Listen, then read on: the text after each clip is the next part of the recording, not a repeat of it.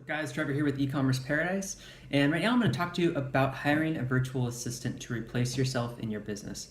So if you're like me, you're an entrepreneur and possibly a digital nomad, and you work remotely, work from your laptop from coffee shops or at home, or you might be working in random places too. That's the best part about this lifestyle, but the only downside is that you kind of have to work a lot if you want your business to sustain and keep growing. So if your business is growing enough to the point where you're making enough money to support yourself and some extra, you should consider hiring a virtual assistant. Virtual assistants are also remote workers oftentimes. They work from home and things like that. So you can hire a virtual assistant that works in another country, say the Philippines for instance, and you can pay them for what they need to live their daily life over there, which is actually much less than what is in the United States and other parts of the world as well. So hiring a Philippine virtual assistant is my recommendation. However, there are some stipulations that come with hiring any virtual assistant that must be adhered to if you want it to be a good experience for yourself. So I'm going to go over a few of those in this video, and let's get started with that. So first things first, if you're going to hire a virtual assistant, you want to get yourself organized. Organization is key to keeping yourself stress-free and making workflow productive and efficient. But organization is only possible if you're willing to do it on a daily basis. So open up Google Sheets, that's what I use, which is under Google Drive. So if you don't have a Gmail account, get a Gmail account, sign up for that, it's free. And Google Drive allows you to have access to a spreadsheet program that will let you organize all your data. And if you've never made a spreadsheet before, then start figuring it out. It's a really easy program. It's based off Microsoft Excel, and it's just basically a program that lets you have different data according to rows and columns. That's it. So I usually use it to store account usernames and passwords, and all my banking information and all of the information for our social media and all the information for different accounts across all platforms. And I use spreadsheets for accounting purposes. There's a million different purposes for spreadsheets, and so spreadsheets are the best way to keep your data organized for your virtual assistant. The other thing that I use is Google Docs, and Google Docs is just basically a Microsoft Word platform that's online and free to use. And both of these are accessible through the cloud, which is great because when you have a virtual assistant, they'll be in another country, right? So you don't want to always be sending them back and forth documents and stuff like that.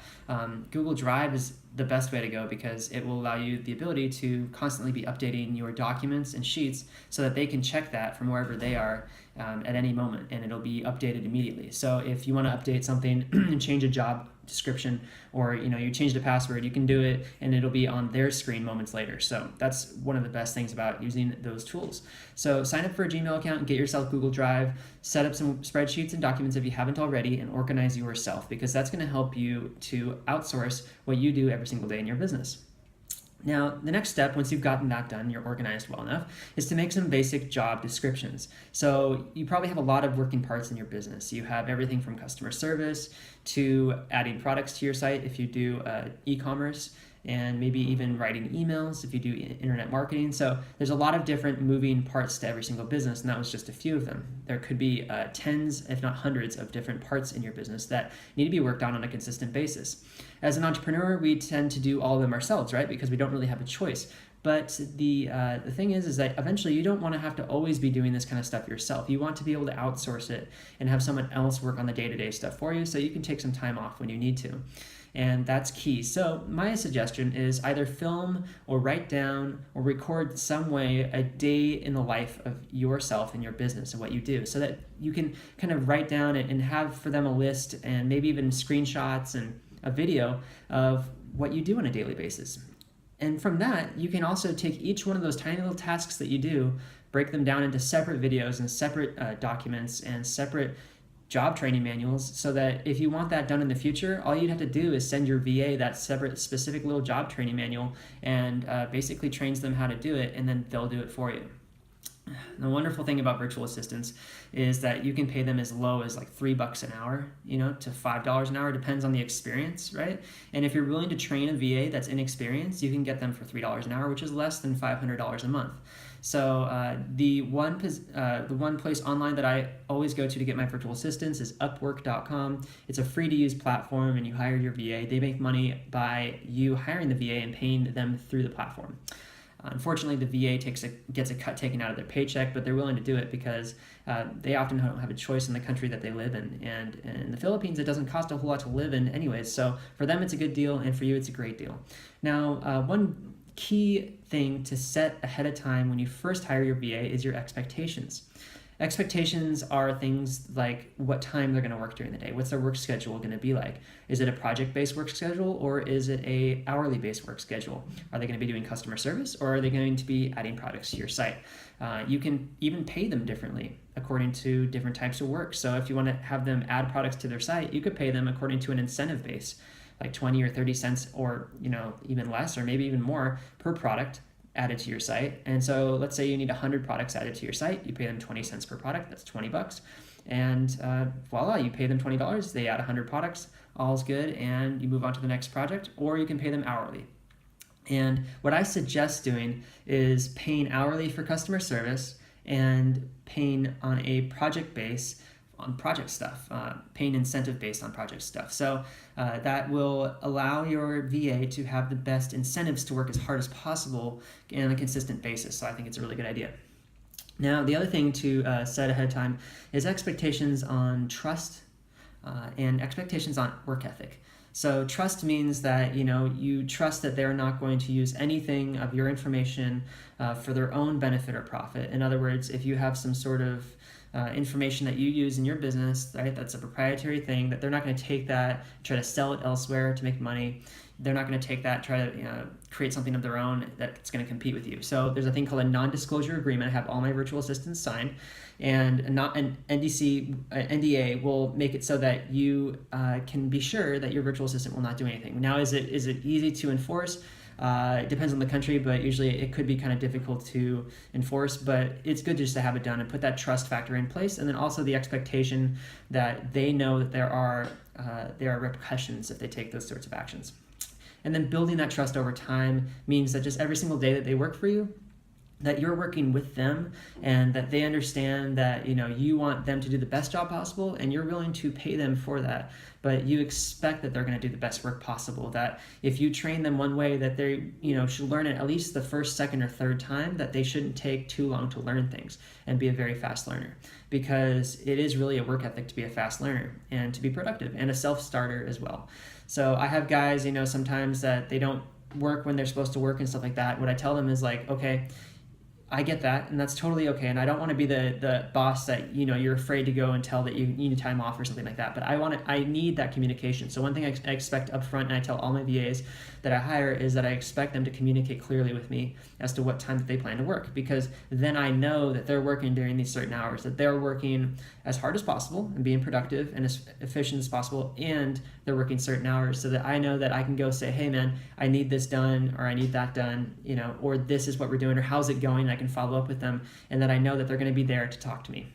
Because communication is key when you have any sort of employee, and a virtual assistant that works remotely can be difficult to communicate with if you don't set that expectation up front of communication. So I tell my VA, I say, it's totally okay to ask for time off. I don't care. Anytime you need it, just let me know. Just let me know ahead of time. Just say, hey man, I need to take this time off. And I'm totally cool with it no matter what. No questions asked, but let me know, because it helps me plan my schedule out during the day so I can be more productive and worry less whether the work is actually getting done or not, right? So it's key for me. Everybody's a little bit different, but I tell my VAs that it helps me be more productive if they would just at least tell me, when they plan to take time off and not work during their set schedule. And of course, I ask them to set a solid schedule. So my VA I have right now is 9 a.m. to noon, and then 4 p.m. to 9 p.m. Monday through Thursday. He takes Friday off, and then he works the same hour Saturday and takes Sunday off. So that kind of a schedule works for me too, because oftentimes I won't even wake up until 10 or 11. So I know he's already working. And then when I get in, I can talk to him a little bit, make sure he's on his game, and I can look and see what he's done. And if everything's good, everything's good. And I move on to what I'm doing. So I kind of have a feeling in my heart like, oh, I know someone's there backing me up, helping me out with the website. Things are getting done even while I'm asleep. And I'm only having to pay them $3 an hour, which is full-time $25 a day. For me, that's affordable because I live in Chiang Mai, Thailand right now, and Chiang Mai is a very inexpensive place to live.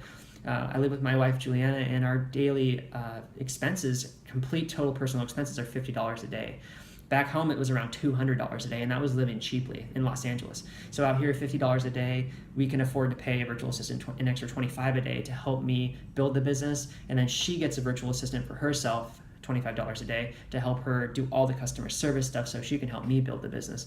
So now we have 3 people building the business, sort of, and then 1 person doing just customer service, and it's a really good team. $100 a day total, personal expenses plus 2 VAs expenses, and then of course that's after all the business expenses, so that's net, and it's just really cool that way. So it's a great way to go. And the last piece of advice I'll give you guys for hiring a virtual assistant is to make sure that the first 2 weeks are a training period, because no one is going to be able to get what you're teaching them overnight. So make sure that you're able to train them consistently every single day, that they're there for you.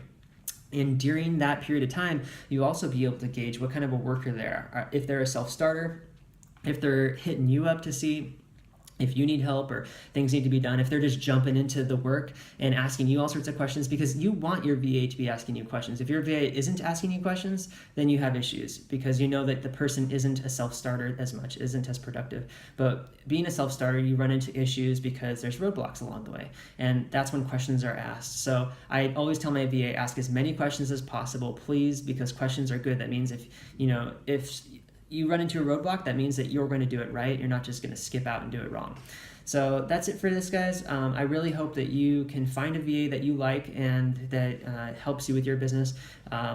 Just for a PS here, it doesn't really matter. Like, go out, put a really good job description out of all these expectations that I talked about, things that maybe pertain to your business, your niche specifically. But then just hire somebody, right? Take action. Just hire them. Look for the $3 an hour person that has a little bit of experience, but not too much.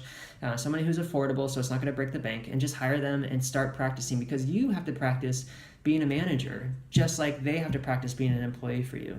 So it's a learning process. Maybe the first one won't be the best one, so you have to let them go and hire somebody else, and that's perfectly okay too. And don't feel bad about that, because there are more people out there that are hiring, and you're not ruining this person's life, right? But you do want somebody that's going to be good for your business specifically, someone who's going to help you grow, and it's somebody that's going to be there for you when you're sick or when you want to take it. All right, guys, well, I hope this video is helpful for you, and please let me know if you have any questions or if you have any suggestions for the community. Leave them in the comments below. I'd really appreciate them, and I'll keep you guys updated as to the progress of my experience with our virtual assistants. So far, it's been a really great experience. We've been able to have my virtual assistant, Carlo. He's actually doing a great job with adding products to the website and fixing product listings and making things really beautified on the website, adding UPC codes and other things like that. And if you don't know what these terms mean, they're just e-commerce terms, and it's really basic stuff. But definitely, if you are an entrepreneur, you probably know what these things mean, right? So please go out there, enjoy the process of getting a VA, replace yourself for pennies on the dollar, and have a great life. Enjoy your life, and help your business grow more, grow faster. You can do a lot more when you get help, and being a manager of people actually is a wonderful thing. And not only all this, but just as a good takeaway, you're really providing a livelihood for somebody else in the world, which is a wonderful thing. You're really helping somebody else feed their family, put food on the table, clothe their family, put their kids in school, give their kids a savings fund for college.